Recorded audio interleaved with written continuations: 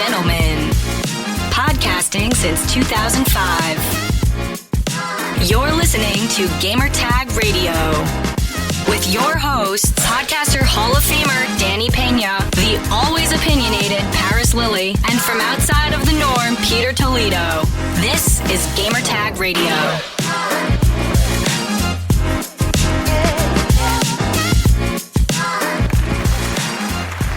Welcome to Gamertag Radio, episode 1257. This is your host, Danny Peña, and it looks like now for the past couple weeks, I've been posting multiple episodes during the week. So that's good. We have a lot of content coming up. Actually, I've been recording a lot of interviews lately, so I'm going to be saving this and other interviews for next week's episode and everything. So stay tuned for that. But I'm planning to post a lot of content also during Summer Game Fest that's happening in June. So stay tuned for that. You know, it's going to be similar to like past E3s. I want to do something like that.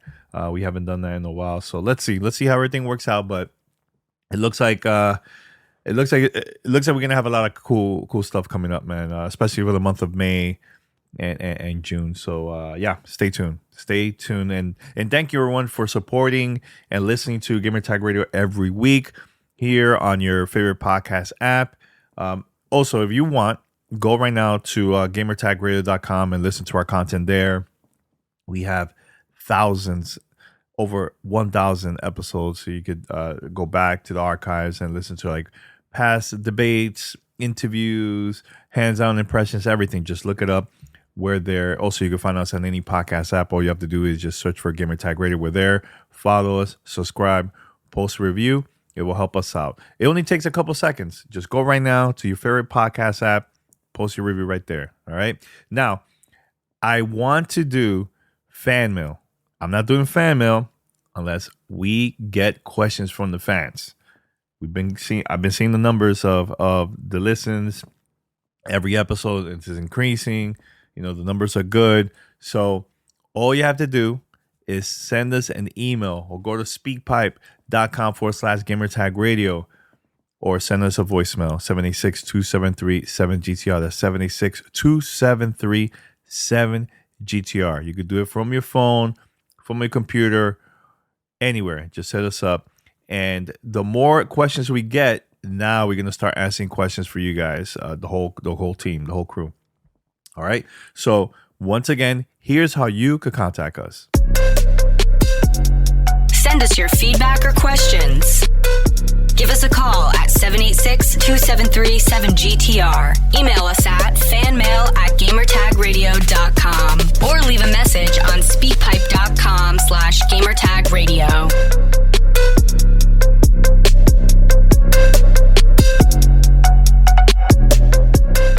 All right, so we have a couple interviews here for this episode of GTR. One is I have one of the developers for the game Immortals, Aveum. That's coming out soon, I believe next month or so. So this game is a first-person shooter, magical shooter, and we talked about the game, the concept, how it came up, and everything. So we have an interview about that.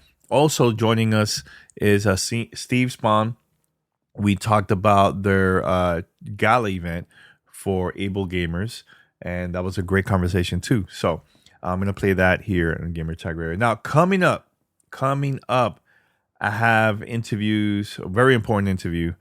I recorded one that I can't say just yet, but that one's going to be a cool one. I'm going to release that in the next episode. Also, I have another interview with little brother Fonte from Little Brother, and also he's part of the Foreign Exchange.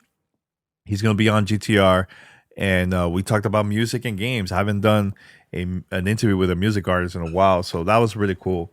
Just chatting with him about his career and his favorite games and everything, and also past projects, because they've also been part of multiple games soundtracks. So like NBA 2K just recently, MLB The Show. Fonte's in there too. So great conversation. I'm going to play that on the next episode of Gamertag Radio. So stay tuned for that. We're planning to review a couple of stuff and hopefully we could talk about it more next week. So stay tuned for that. It's gonna be very exciting. I can't wait. So, all right. So let's play the interviews, and once I come back, I'm gonna wrap it up. Check it out. Enjoy. You're listening to Gamertag Radio.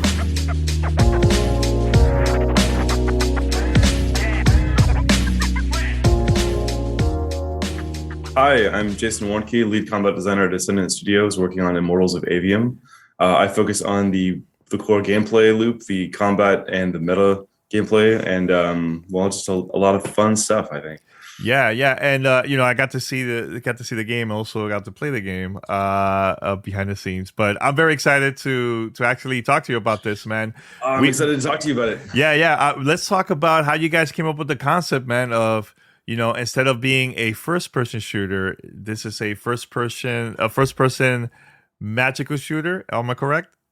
Yeah. Brett, I'm sure you heard the story of Brett, being in a meeting while playing Call of Duty or reviewing Call of Duty level and thinking about how cool it would be to do magic. And when he told me about that concept, I was just absolutely struck because, back in the day playing Hexen and always like fantasy games, but also like shooters, and that crossover isn't very common.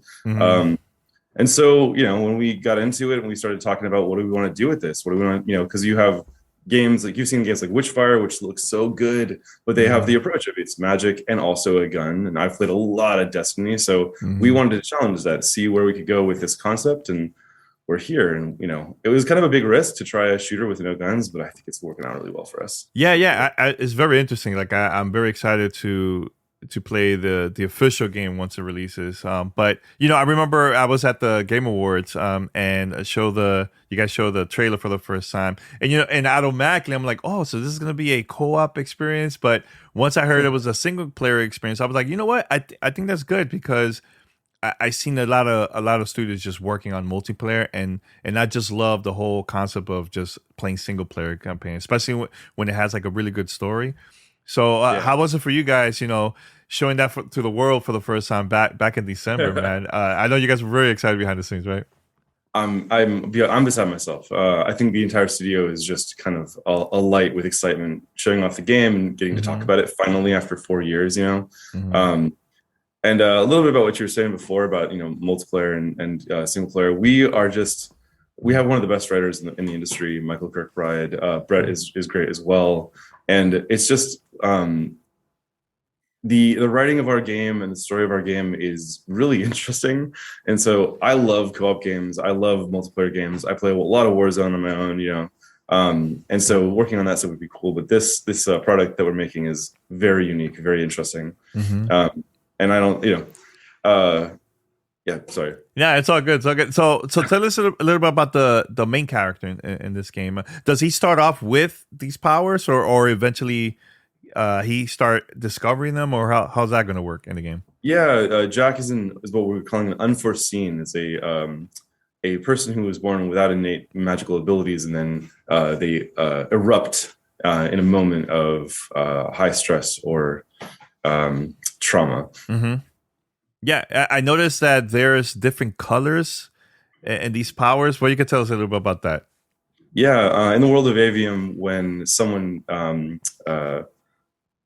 displays magic, usually it displays in one color. Maybe sometimes a special person might have two colors and be a diarch. But Jack is very rare, and he has the ability to cast all three colors. It doesn't make him innately more powerful than other Magni, because he can't specialize like a single color Magni might, but it gives him a wide variety, which is something we want to pass on to the player. A huge kit of spells to play at all times, different spells for different moments. You might find yourself up against a specific enemy color, which our gameplay, well, at a high level, our gameplay is about choosing cool spells you like and choosing cool gear, building out a kit, a talent tree that really supports your playstyle. And then under that, we also have the Simon Says spell versus spell concept, where enemies can cast spells that are defensive spells. Enemies can cast defensive spells that protect themselves in a particular way. And it's color coded, so you will see a blue shield and you will want to use blue spells to pop it quickly. Other spells are still effective, but it's always best to use the same color of the enemy spell. It's always best to use the appropriate the same color offensive spell against an enemy's colored a defensive spell. Yeah, which one is your favorite one? Because I seen multiple. I seen the green one. I believe a red one, Man. blue, right? Yeah. There's 3 different play. Like we're supporting 3 major play styles, and then there's subvariants of those play styles. So if you're going blue, you're going sniper. You want those perfect headshots. You want those hit scans. You're putting up this big shield, and you're turtling. And the shield. We don't have a lot of cover in our game. We bring our cover with us. So the shield spell slows you down. So you're defensive. You're taking this stance and you're fighting. And when that breaks, then you have to run, right? We're playing with a run and gun green style, which is a lot of projectiles, very fast SMG style or LMG style. And that they all home, you can kind of bullet bend into people's heads for headshots. And the defensive element of that is blinking around, teleporting, being evasive. So your armor is always going to be low. But my favorite, my play style is the Berserker. It's the red class. It's the all red class. Okay. It's a big blast. You want to be like right on top of somebody to do as much damage as possible. And then the defensive element is just passive armor. So you're just like armoring up, getting in, being in the fray, huge explosions, doing all these there's red blasts and these strikes on people's faces. It's great. Yeah. I know. Previous single player campaign that I played. There's also puzzles because it's not only just shooting, right? Is there going to be also puzzles in the game, and how's that going to work? And with the powers? Yeah, that kind of touches to the whole pace of our game. Our game is mostly combat, but we have this. Well, I shouldn't say mostly combat. Our game is all narrative. It's mostly a narrative game.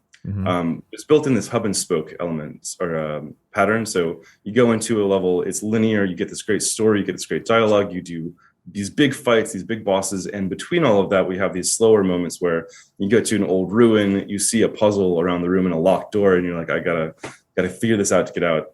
And also, as you're exploring, as you're doing these story levels, you're gonna see stuff that you can't do at that moment. So we have a bit of Metroidvania around the world, a lot to explore and a lot to find if you're curious and hungry for that kind of stuff. What is it that your favorite thing about working on this project, man? Because I feel like you guys, this is like a passion project. Like you guys are very excited. You guys been working this for a while, and it's hard to keep this as a secret for a very long time. You know what I'm saying? So, what has it been like your favorite thing about working on this project with the team?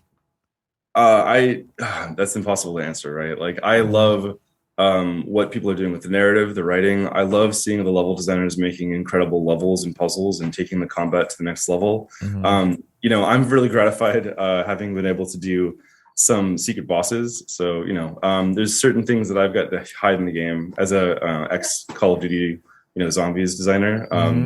And just all of the combat, seeing how people are going to build out their kit, seeing how they're going to engage in combats. I was gonna ask you, man, like, coming from, working on a big project like, Call of Duty, well-known first-person shooter, and going to this, like, how refreshing was that to try something new, totally new and unique? I mean, my career has been pretty varied. I've worked on freemium games. I've worked at Zynga. I've worked on licensed third-person action games. So coming to Call of Duty was actually a really cool experience because I got to see how this machine built high-quality, $1 million per second kind of games, and that doing that for like a number of years was really an interesting learning experience for my career. But getting to come here and have that same kind of focus on quality, and then also being able to do something just different and amazing. It's I call this the unicorn project. I'm not sure if I'll ever get another job like this again. Yeah. I'm so curious, like, how was it, finding out like, oh yeah, we're going to work on this game. It's going to be a magical first person shooter. You guys were like, wait, what?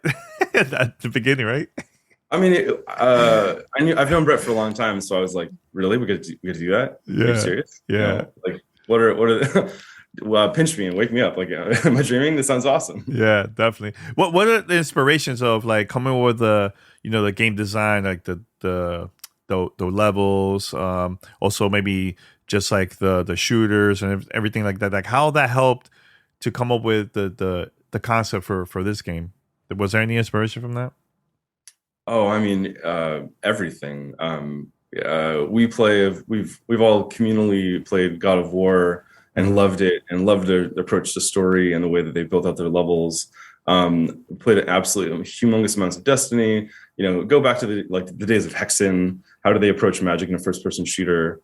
Also, Marvel was also, there's just too many influences to really count. And what we did is we took all of these things that we enjoyed and we filtered them through like what makes that work for them, what's going to work for us.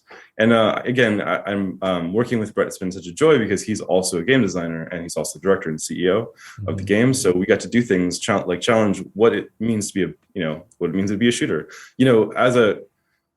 At its core, we want the game to be intuitive, even though it's not guns. We want that controller feel to just be like, you sit down, you start playing, okay, I can move with the left stick, I can aim with the right stick, I can jump with A, I can shoot with R2. And then we got to challenge things like, well, do we need a crouch?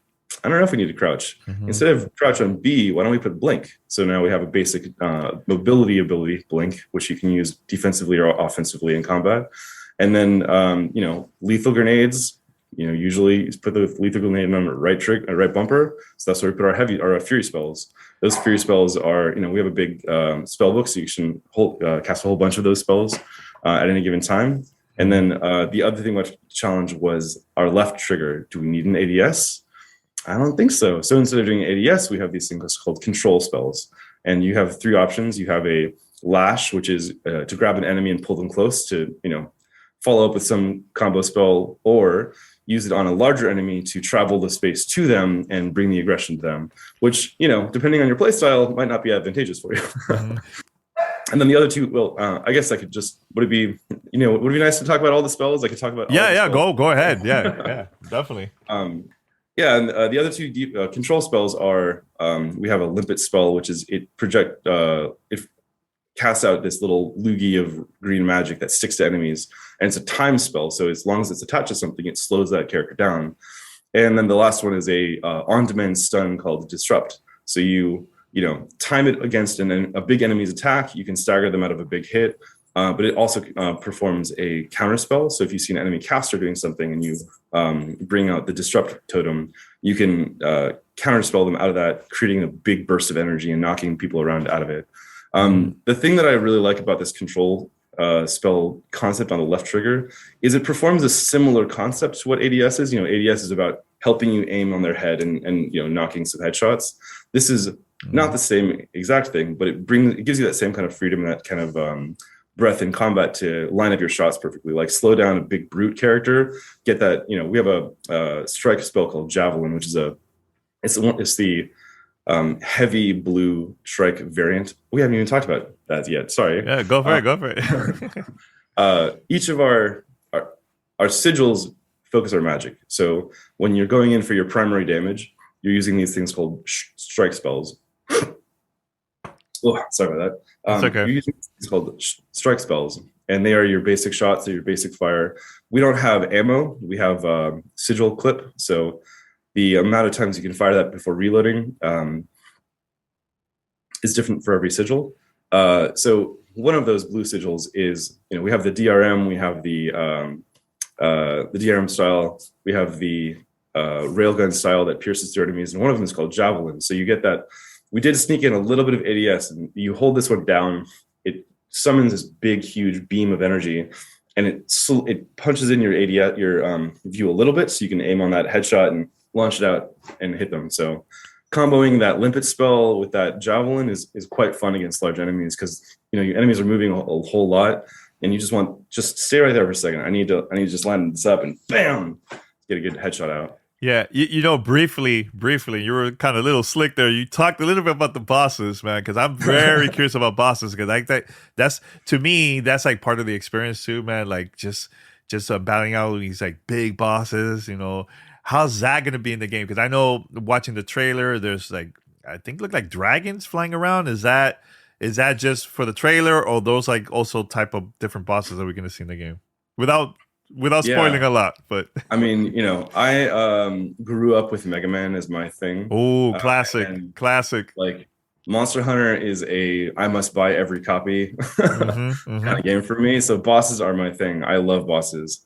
Our game has a number of bosses, and there's some variants. We do have the dragon. That is a very important thing. It's called the Howler, and we have.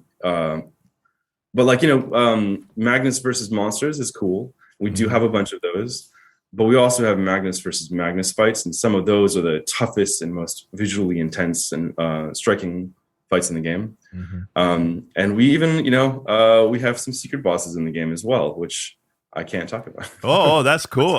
So badly. Yeah, I mean, is it something that I have to like do a lot of replay to figure it out, or is like something like that, or at least can we say have that? some of those. Okay, Yeah, okay, good. Well, I see myself playing a lot.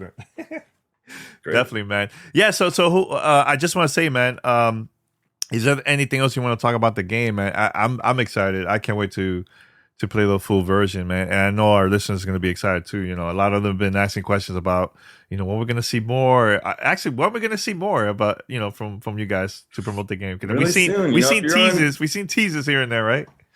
You're on YouTube. You might see a countdown right now. In fact. Oh, there you go.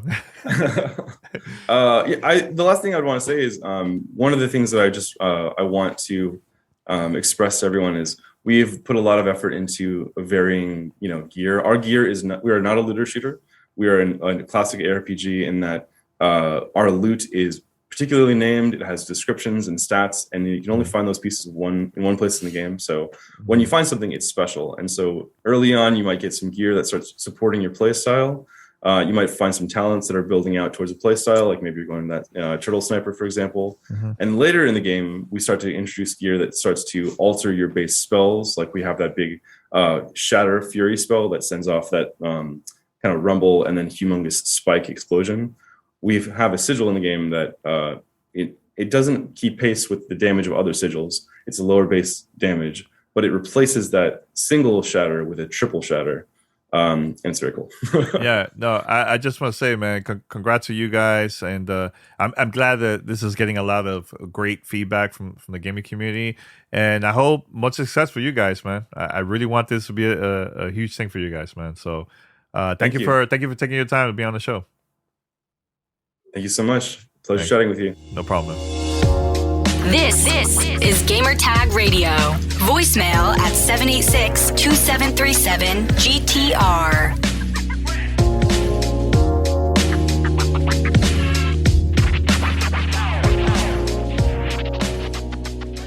Hey everybody, my name is Steve Spawn. I am the Senior Director of Development at AbleGamers. Hey, Steven, man, long time, man. Quick question. I know you have a couple of things going on for AbleGamers, man. Can you tell us? Well, first of all, for those that don't know about AbleGamers, can you mention, talk about a little bit about that, and then we'll go with the event you guys have coming up.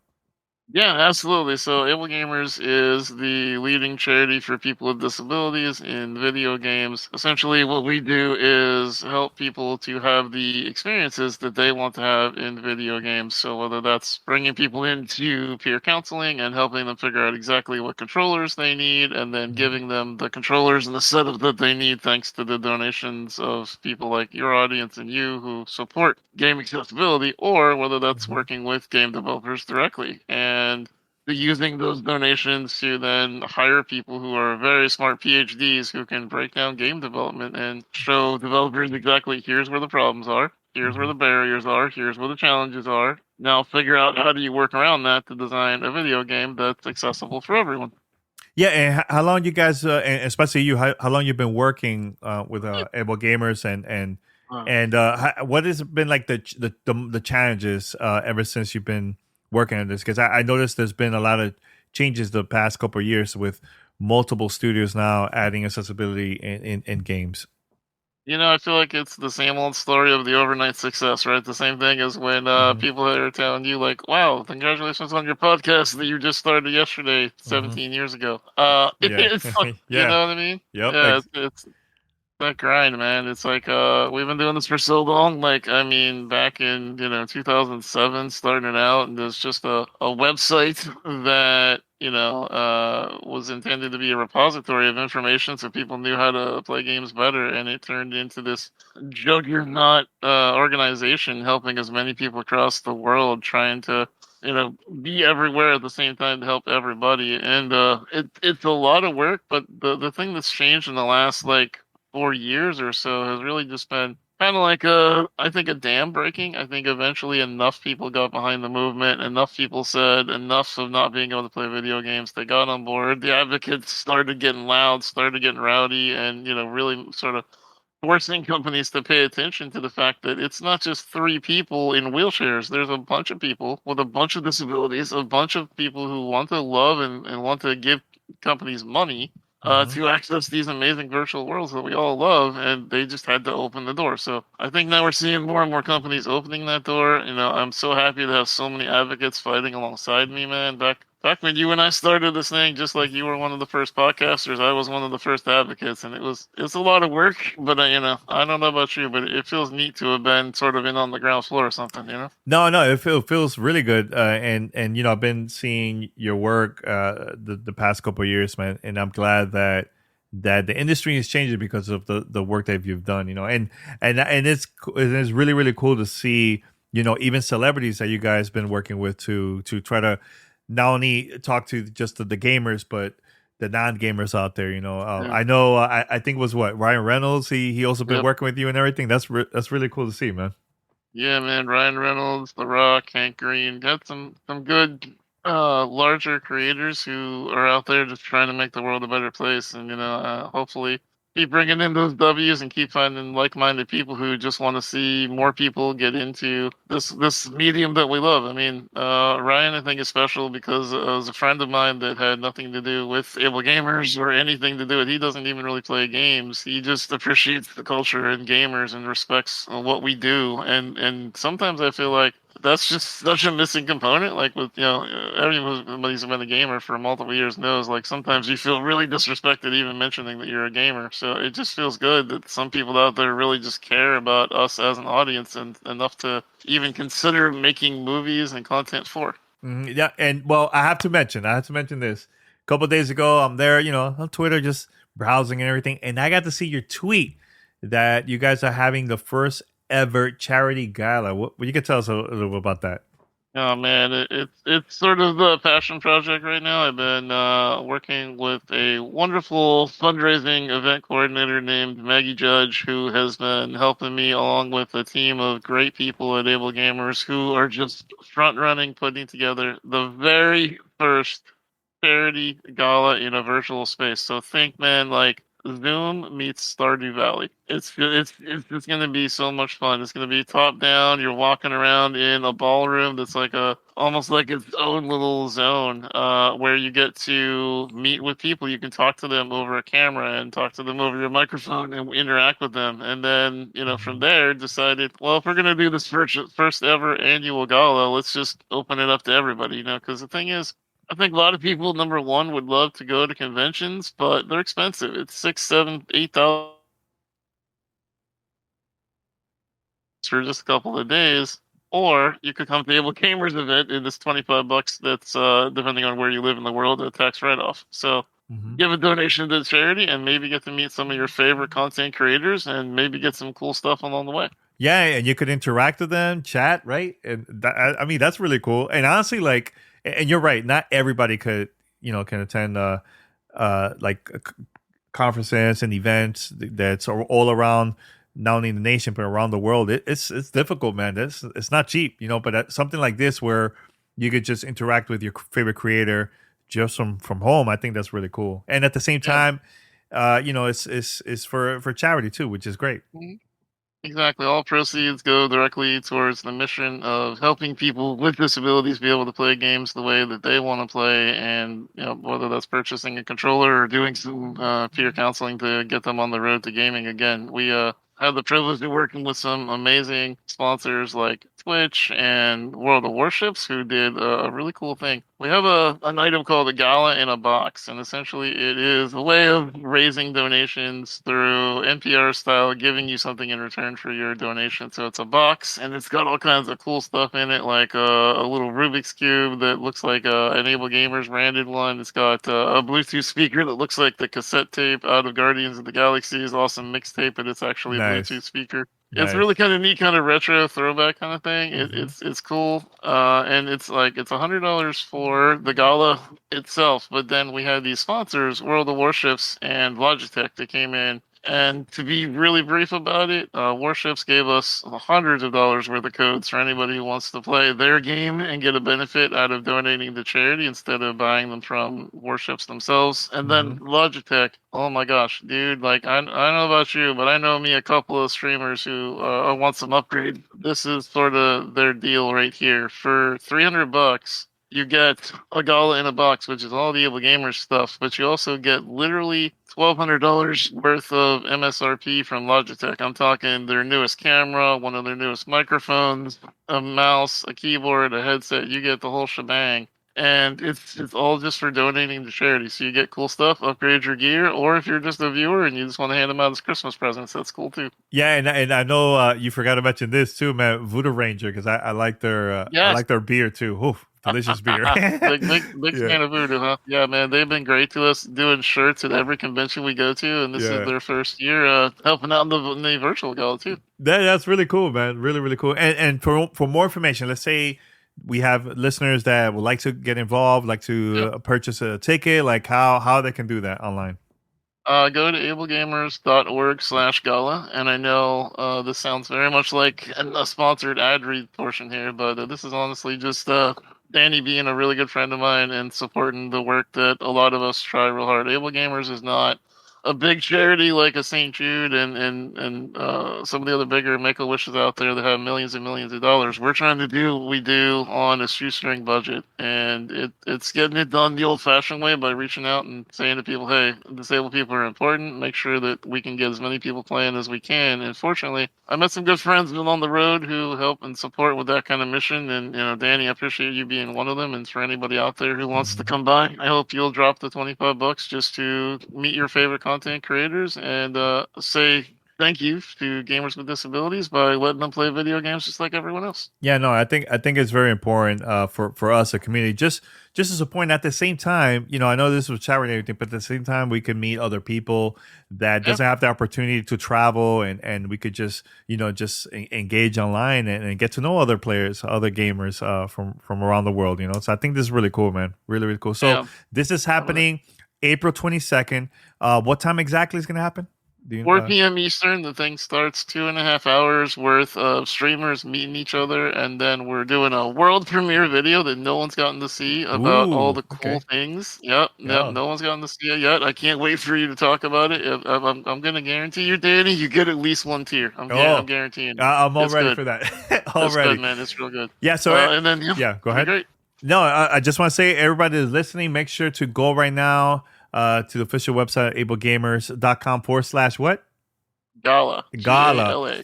And make sure to purchase your ticket. And yeah, man, let us know if you guys are going to be there. Let us know on Twitter or Discord. And Steven, man, I just want to say, man, thank you so much. I know this was super last minute, but I think this will be cool to spread the word and tell others about this charity event. So really, really cool, man. Thank you. Yeah. Thank you so much for having me, man. No problem.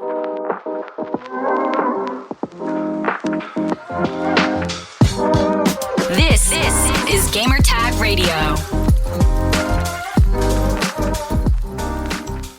All right, everyone, thank you for listening. Episode 1257 here at Gamertag Radio. Remember, we have so much content coming up next week and in the future between 9 all the way to June. So stay tuned. We have lots of content. All right. So once again, thank you so much for taking your time to listen to GTR. Remember, hit us up. We would love to do fan mail, but we can't do fan mail without the fan support. So you guys need to send us questions if you want us to do fan mail again. All right. And maybe, who knows, maybe we'll do a, Miss Cleo segment. We haven't done that in a while. So, hey, you never know. You have to predict the future, right? So, all right, guys. Thank you for listening. Until next time, this is your host, Danny Peña. I'm out.